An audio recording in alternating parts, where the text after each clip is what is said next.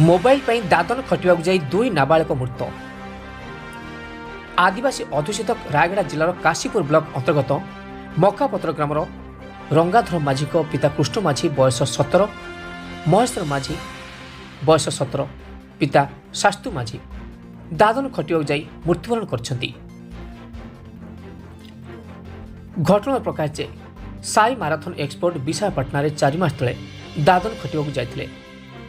एपरिकी बापा मां को किछि न कहि घर बाहर जाइथिले।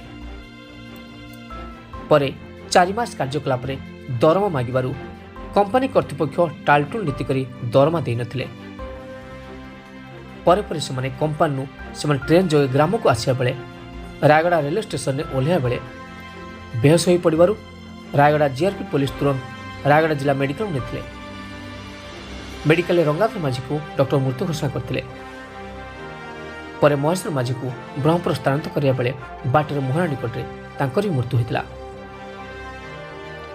प्रकाश थाउ कि ए अंचल में शह शह कोटी टଙ୍କା खर्च होता बेले एते बड़ बड़ कंपनी थिबा सत्ते लोक माने कहीं दादन खटिया जाउछंती एक कथा बड़ प्रश्नवाची। वर्तमान ग्राम में शोकर छाया खेली। मृतक परिवार को भेटिया रायगड़ा विधायक श्रीयुक्त मकरंद मुदुली, आदिवासी समाज नेता सांदू माझी, सदन माझी, गजेन्द्र माझी, गोविंद माझी, डम्बर माझी प्रमुख घटनास्थल को जाइथिले।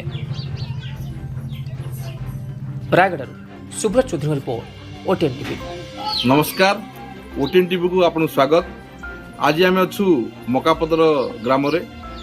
एई ग्राम काशीपुर ब्लॉक रो ग्राम रे दुई जन दादन खटिया जाई मृत्युवरण करछन्ति। सामान्य मोबाइल पई समान आज दादन खटिया जाइथिले। सरकार को एठी आज कोटी कोटी टଙ୍କା खर्च होउची किंतु फिर भी लोक दादन खटिया जाउछन्ति।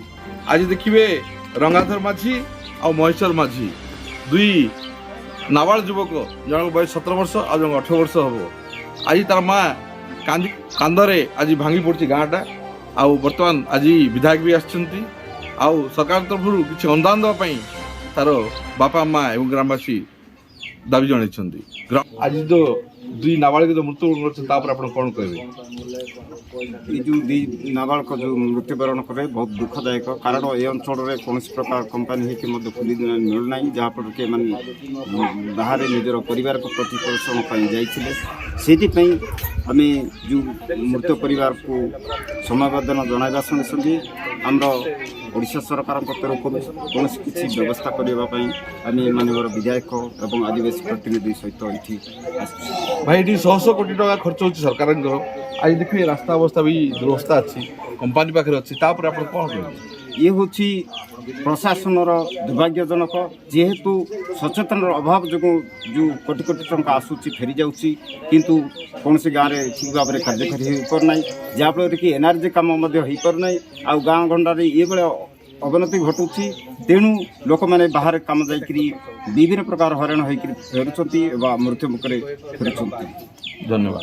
Ground zero Subrat Chaudhary, OTN TV.